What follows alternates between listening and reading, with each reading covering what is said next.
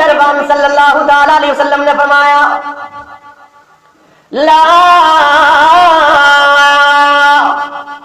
ضرر ولا ضرار، تین معنی سے اس کو واضح کیا گیا ہے. لا ضرر ولا ضرار، ایک معنی یہ ہے بغیر قصد کے بغیر ارادے کے کسی کو نقصان نہیں پہنچانا ہے. بغیر ارادے یعنی عمدن کسی کو نقصان پہنچانا جائز نہیں. ولا ضرار، اور قصدن بھی کسی کو نقصان پہنچانا جائز نہیں ہے.